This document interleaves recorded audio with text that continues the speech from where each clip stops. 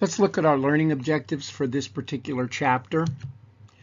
First, we want to analyze the relationships among Texas political culture, its politics, and its public policies. Second, we want to differentiate among the various types of state political cultures and their attributes that describe the major Texas regions.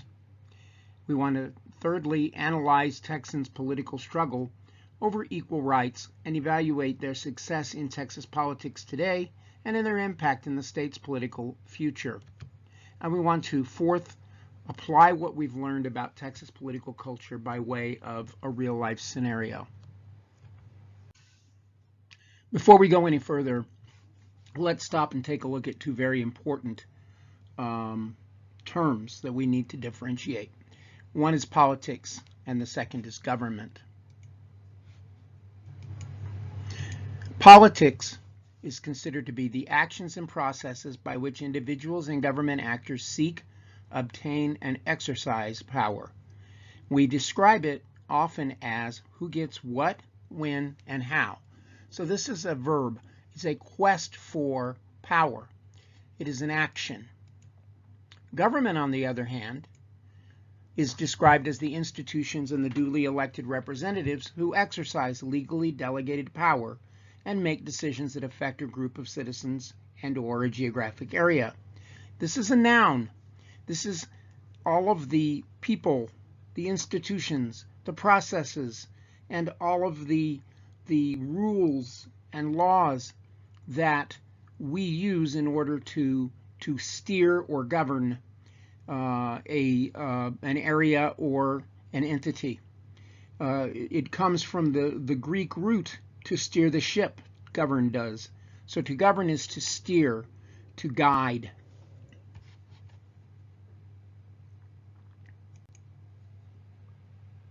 Let's look at some specific examples of politics on the left and government on the right. Politics is seeking political office, while government is the legal procedure for enacting a law or an ordinance once you've received that office. Politics is seeking support for a vote or for a decision, often by compromise or give and take, whereas government is making and implementing policy decisions through a legal and democratic process. Politics is the elected officials who vote on behalf of citizens in a democratic republic and how they get to that office. Government is the institutions that are created to make and implement those policies. Politics is the processes that are used to gain and support the support of voters and to win an election, whereas government is the elected bodies like Congress or state and local governments that implement policy and make policy. Politics is the processes that are used by government agencies to create and implement the rules, regulations, and policies that they want to put into place. Government is the agencies that are created to implement and enforce laws and policies.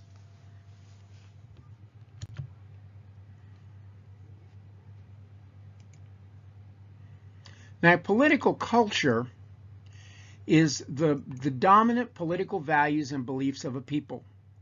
It explains how people feel about their government, their expectations of what the powers the government should have over their lives, and the services that that government should provide. Ideology is a set of beliefs and perceptions that describe an individual or group's political thought and decision-making process.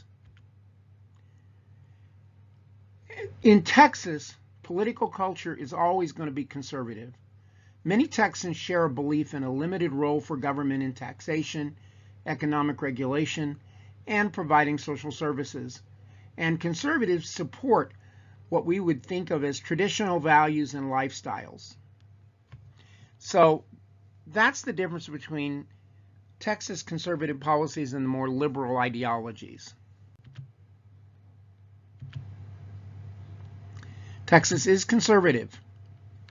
Our political culture is conservative.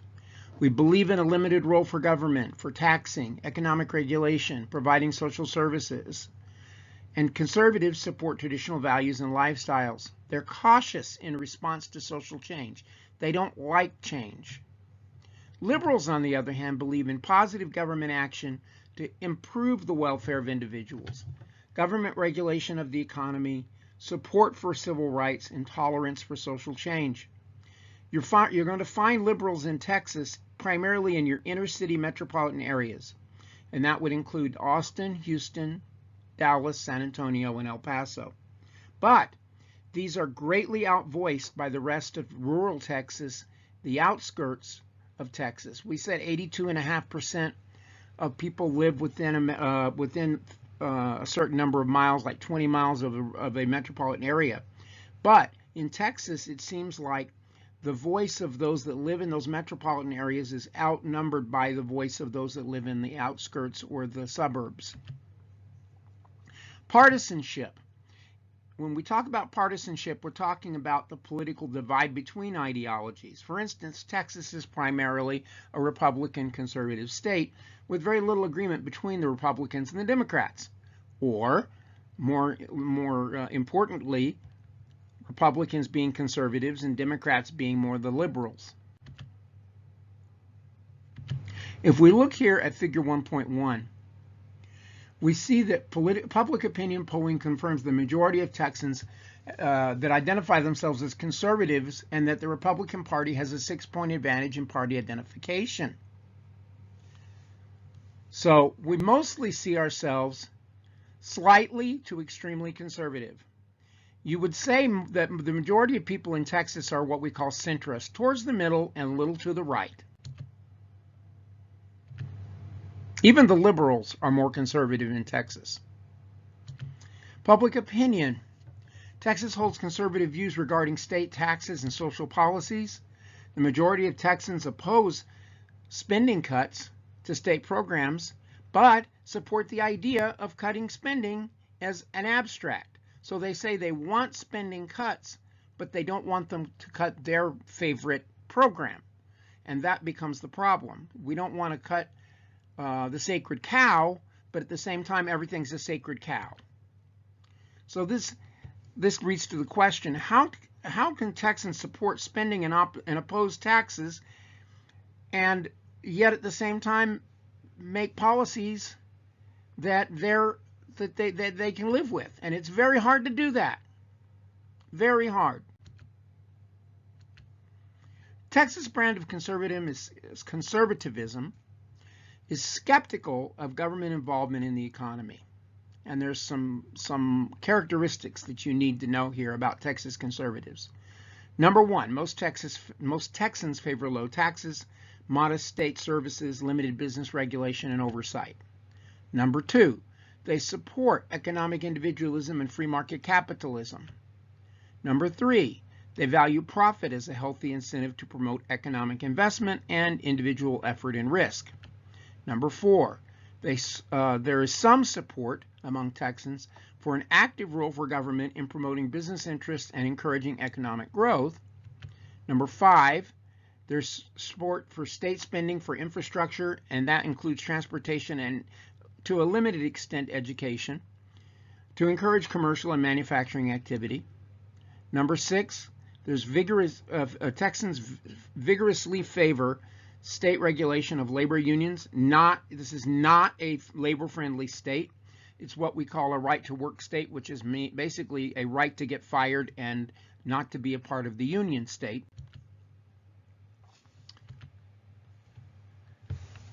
The other thing is that social conservatives support government activities to enforce a moral behavior standard and traditional cultural values. They're often focused on what we call WASP, or White Anglo-Saxon Protestant values, which are conservative Christian fundamentalist values.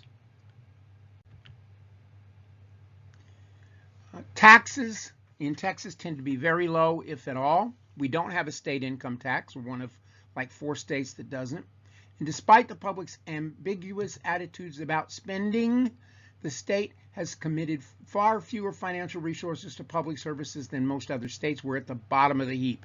Texas has not been reluctant to use its power of the state to enforce traditional values, to restrict abortion, to prohibit same-sex marriage, and to impose relatively severe penalties on lawbreakers. So we support low taxes, few financial resources are committed to public services, and traditional values. We have not been reluctant to use the power of the state to enforce traditional values, especially with regard to restricting abortion, prohibiting same-sex marriage, and imposing relatively severe penalties on lawbreakers. We love prisons in this state. Now, liberals in Texas. Liberals have a political ideology that's marked by an advocacy of positive government action. In other words, the government getting involved to improve the welfare of individuals, government regulation of the economy, support for civil rights, and the tolerance of social change. Liberals tend to be a very distinct minority in Texas politics, at least in elected politics. They believe in positive government action to improve the welfare of citizens. They favor government regulation of the economy. They support civil rights. They tolerate and promote social change. They believe state government should be used as a positive and progressive tool to benefit the population as a whole. They accept private enterprise as the state's basic economic system, but they believe that excesses of unregulated business activities compromise the common good. They endorse state policies to protect ethnic and sexual minorities. They often believe a great deal of social inequality comes from institutional and economic forces that are beyond the control of the individual and must be changed from within the governmental system. And lastly, they support the use of government power to balance forces and to promote better equality of life for middle and lower income people. And again, by number, there are a lot of liberals in Texas, but in terms of their equity of power, it's very limited. And we don't have a lot of liberals that are elected to public office in this state. So, for instance, liberals argue that it's fair to tax those with greater ability to pay in order to supplement those who are at or below a poverty level of income. Now, a moralistic culture is what we described with conservatives before, and that's a political subculture that views government as a positive force, one that values the individual but functions for the benefit of the general public. So let's look at Daniel Eleazar's subcultures here. Moralistic, political subculture that views government as a positive force, one that values the individual but functions for the benefit of the general public. The individualistic subculture is a political subculture that views government as a practical institution that should further private enterprise but intervene minimally in the lives of the people. And a traditionalistic subculture is a political subculture that views government as an institution to maintain the dominant social and religious values. Now, of these three subcultures,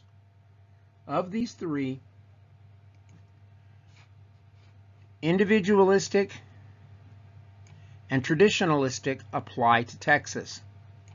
Moralistic is not something that we associate with Texas attitudes. So Texas tends to be traditionalistic and individualistic.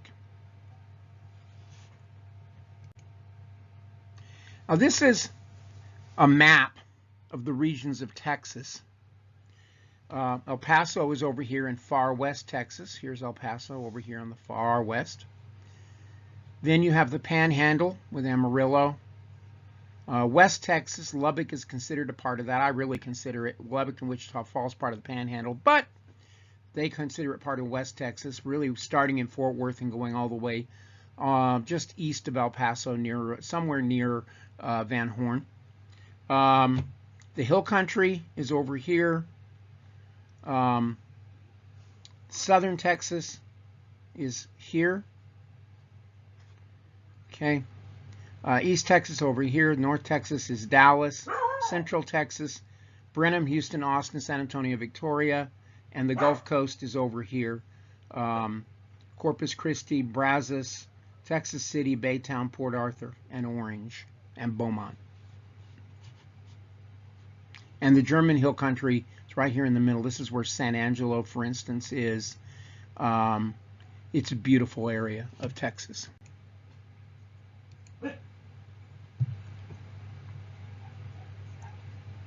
Now let's look at some of those political cultures, the regions. Texas is a mix of traditional and individual cultures, as we said before, but culture varies by region. The traditional subculture will override the individualistic culture in East Texas. The individualistic culture supersedes the traditional throughout the rest of the state. We tend to be rugged individualists, pulling ourselves up by the bootstraps, taking care of ourselves. No one should take care of us. That tends to be the attitude, except for East Texas, which tends to be traditional. Don't change anything. One of the things that is common to Texas is low voter turnout, particularly among minorities. Minorities tend to be liberal, and they tend to associate with liberals, so that's one of the reasons that a liberal voice is very minimal inside of Texas politics. Voter turnout in Texas is consistently counted among the lowest of the 50 states, and the lowest voter turnout is among Hispanic males 18 to 27. Most Texans don't vote. So let's take a look. Of all the Texans, about 27 million will vote. Of adult Texans, about 18 million. Registered voters, we have, so 30 million is the total population of Texas. We have about 18 million adults. Registered voters of those 18 million is somewhere around 13 or 14. Most of the time we have less than 5 million participating in the state in an election. The Republican primary will bring in maybe 2.5 to 3. The Democratic primary may be less than 1 million total. So we don't vote.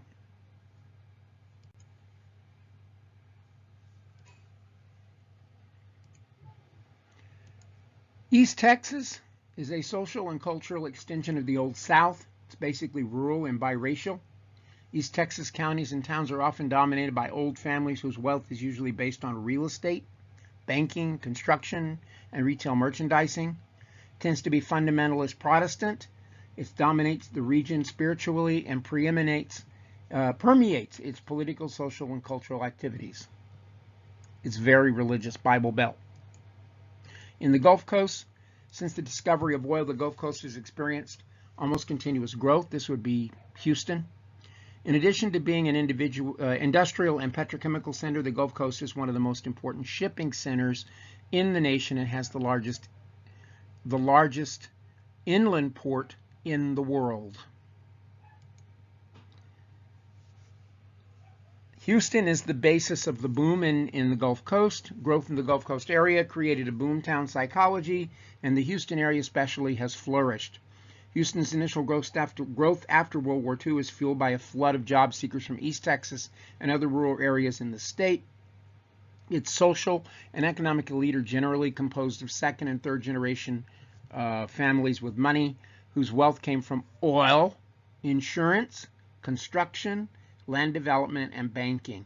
Houston is the worldwide oil and gas capital and boasts a large number of corporate headquarters of very large, especially oil companies.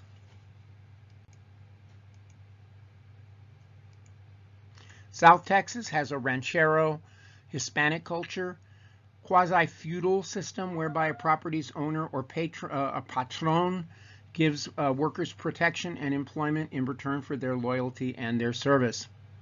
The rancher or ranchero and the workers all live on the ranch, the rancho. Creoles are descendants of European and Spanish, or in some regions of Texas, French and Spanish, or French and European. Mestizos are Spanish and Native American, which is what most most of Mexico is made of, the mestizo. In the Rio Grande Valley, it's a rich agriculture area along the Texas side of the Rio Grande River, known for its production of citrus fruits.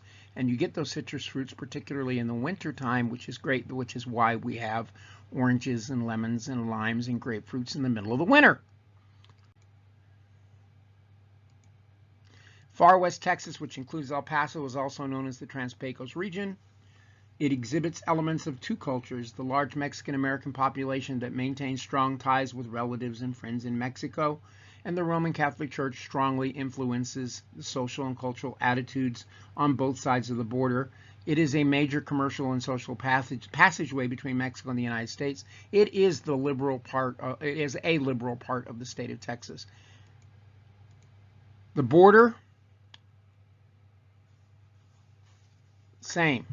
You've got elements of the two cultures, a lot of intermixing between Mexico and the United States, and a culture that is very strongly liberal, Catholic-based. Maquiladoras have become an important element.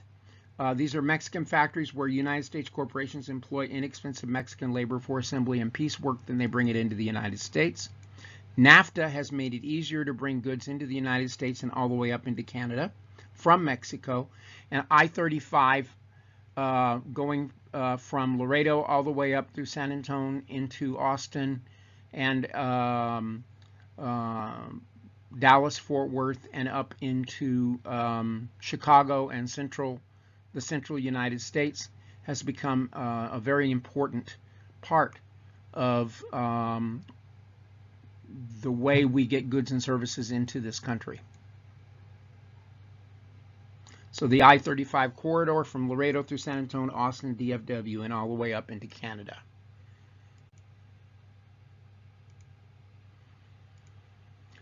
Now let's talk about immigration and national security. The Texas border is a major staging ground for the migration of legal and illegal immigrants, as well as human traffickers, into the interior of Texas and the rest of the United States. So it has a heavy impact on policymakers in Texas, and there has been a trend to try to lock down the border on the part of Texas more than maybe should be, because we have to ask ourselves, is that really the responsibility of the state, or is that a federal responsibility? Now, the German Hill Country is an area north and west of San Antonio that was settled primarily by immigrants of Germany, but also by the Czech, the Polish, and Norwegians. It's primarily a farming and ranching area. It's socially and politically conservative and has long been a stronghold of the Republican Party in Texas. In West Texas, the defeat of the Comanche in the 1870s opened West Texas to Anglo-American settlement. In other words, we got rid of the Indians. West Texas is socially and politically conservative. Its religion is Bible Belt, fundamentalist. Southern West Texas is the major oil-producing area of Texas. That would be the Permian Basin, including Midland and Odessa. And northern West Texas is primarily agriculture, and that would be Lubbock and Wichita Falls, in that area in there.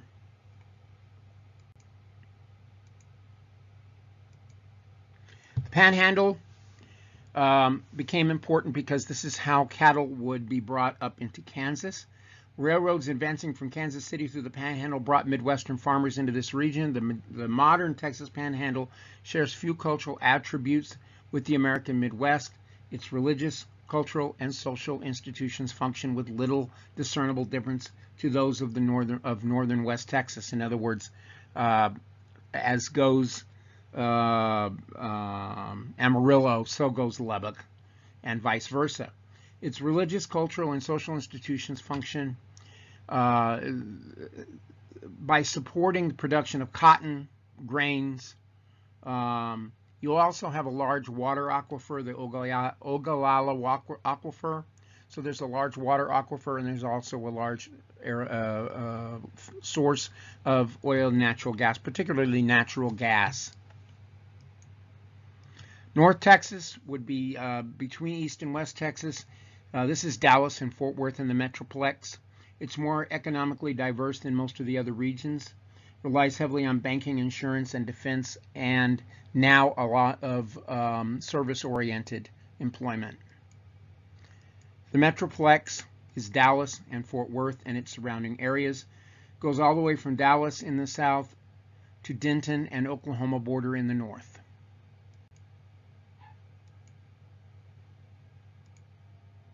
Central Texas is the core of the state. It includes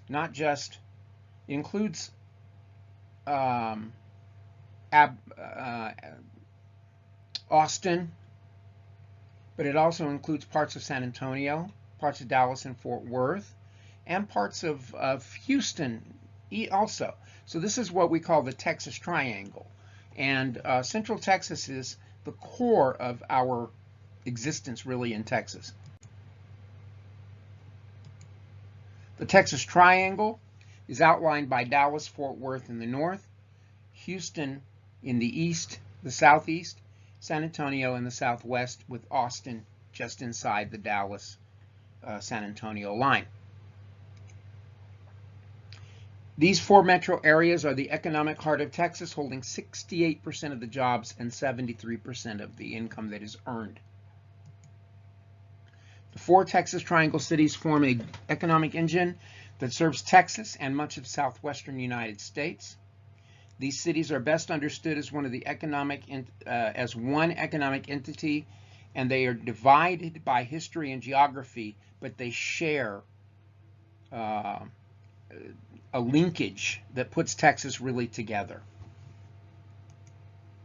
And even though they're miles apart, they're about 250 miles apart either way on the triangle, they remain physically close enough that mutual competition has forced them to seek out different and complementary economic roles. So for instance, Houston has been petrochemically oriented. San Antonio has developed more of a Silicon Valley kind of orientation, especially Austin and Round Rock as well. And then Dallas and Fort Worth has been more banking and financial. This engine has 4 cylinders that work in close coordination to power the Texas economy. This is the heart of the Texas economic engine. Now let's take a look here at the largest metropolitan areas in the country, and I want to show you something. The video that you saw at the beginning shows you this as well. Dallas-Fort Worth, Houston, San Antonio, and Austin are all part of the top 35 cities in the country. But if you take the Texas Triangle at 16,947,000, you would put it just below Los Angeles over here at number 3 in population, in combined metropolitan population. So if you look at the Texas Triangle and its importance, it is the 3rd largest metropolitan area if you put it together. And if you look at New York and Los Angeles, it's not hard to imagine the Texas Triangle being something that would compete with the New York tri-state area or Los Angeles as in the LA basin.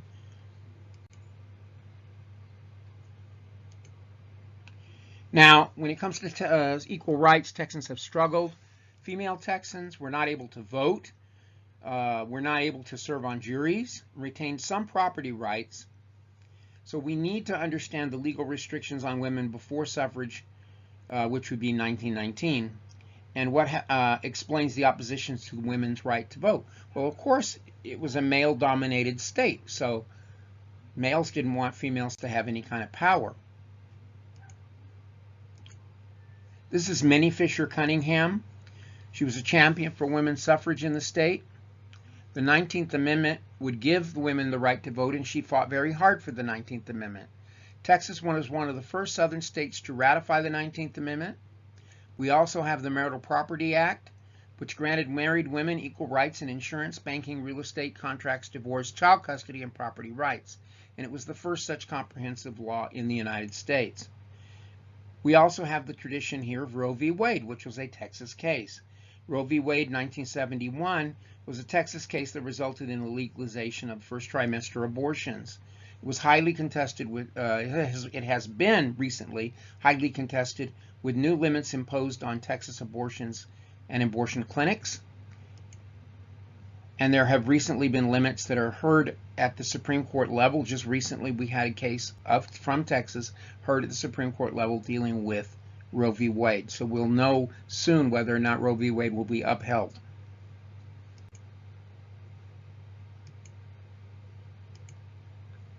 African Texans were limited by white primaries, which kept them from voting. It was a practice that excluded African Americans from primary elections because they were considered private. particularly the Democratic Party in Texas. This is before Texas turned Republican. Basically disenfranchised African Americans because whoever won the primary was going to win the general election. The Ku Klux Klan has a tradition, white supremacist organizations. Along with local law officers and the Texas Rangers, the KKK actively participated in violence and intimidation on both Latinos and African Texans to keep them in their segregated place. The NAACP has a tradition in Texas. The organization committed to civil rights. The NAACP has been a viable instrument for African Texans to achieve justice. And for Latinos, you have LULAC, the League of United Latin American Citizens, and you have MALDEF, Mexican American Legal Defense and Education Fund. We'll talk about those a little bit later. An important case is Sweat versus Painter. Heman Sweat successfully integrated Texas public law schools after the U.S. Supreme Court began to chip away at the separate but equal doctrine in the landmark case of Sweat versus Painter in 1950, allowing for African Americans to be admitted to law schools, which is why you have Texas Southern University and its law school. It integrated Texas schools.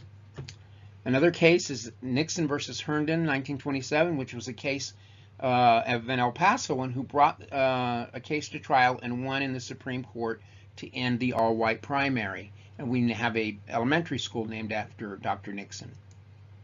Smith versus Allwright in 1944 said that primaries are part of the election process and that you cannot discriminate or exclude.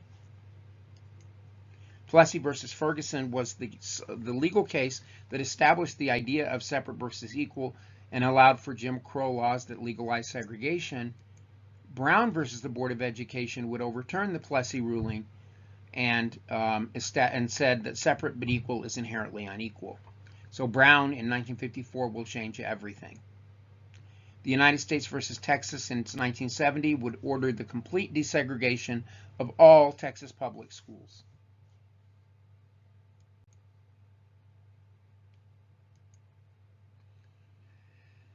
Like most African Texans, Latinos were relegated to the lowest paying jobs as either service workers or farm workers. You have the Raymondville peonage case. Like most Texans, Latinos were relegated to low-paying jobs. The Raymondville peonage case in 1929 tested for the first time the legality of forcing vagrants or debtors to repay farmers by requiring them to work off debts and fines. So you could not make Latinos or migrant workers into slaves, which is what was happening. Then the Hector Garcia and the American GI Forum, Dr. Hector Garcia would organize the American GI Forum in Corpus Christi elementary school classrooms in March of 1948. This organization spread throughout the United States and has played a major role in giving Latino Americans full citizenship and civil respect.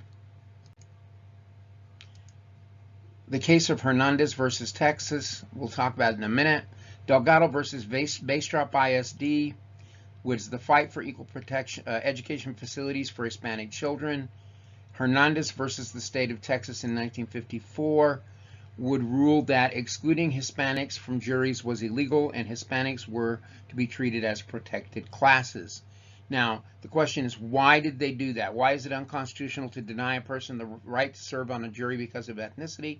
The answer comes into the 14th Amendment, Equal Protection Clause of the 14th Amendment. Also, you now have, in 1964 and 65, you have the Equal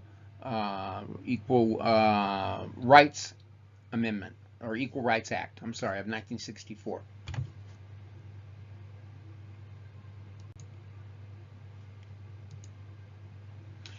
In terms of gay, lesbian, and transgender Texans, you have the case of Lawrence versus Texas, where a Harris County Sheriff's deputy discovered two men having intimate sexual conduct in a private residence, and the men were arrested for violating sodomy laws in Texas and convicted for violating this anti-sodomy statute. The Supreme Court ruled in Lawrence versus Texas that Texas law violated the Due Process Clause of the 14th Amendment, and it does not protect sodomy, but does protect personal relationships. What goes on in your home between two consenting adults is your business. The decision also invalidated sodomy laws in 13 other states and protected same-sex behavior in every state and territory in the United States as long as it's private and it's between two consenting adults. Defense of Marriage Act defined marriage as a legal union between man and woman and further stipulated that hostile states do not have to recognize same-gender marriage contracts from other states. In other words, if you have it in your state constitution not to recognize same-sex marriage, then you could nullify a same-sex marriage or say you didn't recognize it. Texans, by the overwhelming majority of 76%, added an amendment to the Texas Constitution in 2005 that banned gay and lesbian marriage, but of course now we know that's been overturned by the case of Obergefell versus Hodges in the summer of 2015. So the question here is, how has Texas's Southern conservative political culture resisted social change? Well, traditionalism, right? Why have ethnic and sexual minorities sought remedy to discrimination in the United States? And what about the Supreme Court? What role does the Supreme Court play as an institution outside the control of state politics in forcing the state to do certain policy changes that are contrary to the traditions or attitudes of Texans? Now, let's look at some of these Supreme Court cases. The unconstitutional practice in Texas was permitting the Democratic Party to conduct a white-only primary, violated the 15th Amendment, so the court case of Smith versus Albright in 1944 overturned it. Texas law requiring racially segregated law schools, professional schools were segregated throughout the South. The Constitution said that no state shall deny any person the equal protection of the law, 14th Amendment. And the case of Sweat versus Painter was the one that overturned that. Texas practice of denying Latinos the right to serve on juries, 14th Amendment again, Equal Protection Clause. The case is Hernandez versus the state of Texas, 1954. State laws mandating statewide segregation of public schools. Most facilities were open to the public. Texas was among 17 mostly southern states that with statewide laws that required segregation at the time of the decision. Or you had, again, Equal Protection Clause, 14th Amendment, and the case that overturns it is Brown versus the Board of Education of Topeka, 1954. Then you had Texas law making abortion illegal. In 1973, the 14th Amendment due process was used here to say that a woman had a right to privacy. You cannot deny a woman's liberty without due process. And the case was Roe v. Wade, 1973. Lastly, Texas law making homosexual conduct a crime, along with 14 other mostly southern states. 14th Amendment, Due Process Clause, and the case was Lawrence versus Texas in 2003. Now, it's very important to understand, to look at this, in 1, 2, 3, 4, 5 of the cases here, the 14th Amendment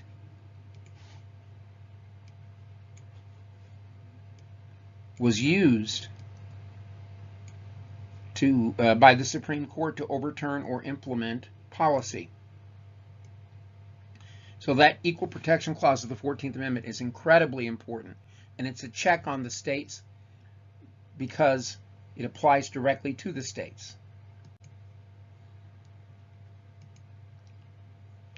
In terms of cultural diversity today, demographically, Texas is one of the fastest growing states. It is becoming more culturally diverse. As we look here, the green is Latino.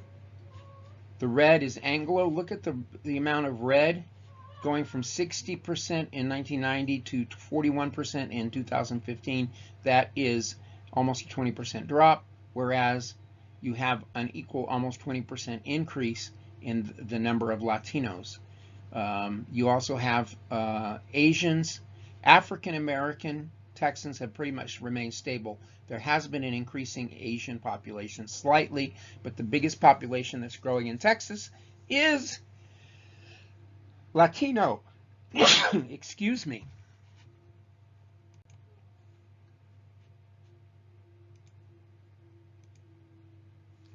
So this increasing level of diversity in Texas could impact politics, culture, voter participation, income, and poverty. Today, inequality among ethnic groups is no longer so much related to overt official legal discrimination as it is unequal wealth, income, and access to health care. It is becoming a distribution of wealth question, not a question of law. The rough economy has also triggered a large wave of immigration inside the U.S. Ben Tracy explains. As a freelance photographer, Dwayne Conder knows his way around a camera. That's come in handy now that he's selling a lot of what he owns on eBay. He's getting ready to move. What's it going to be like to leave your neighborhood?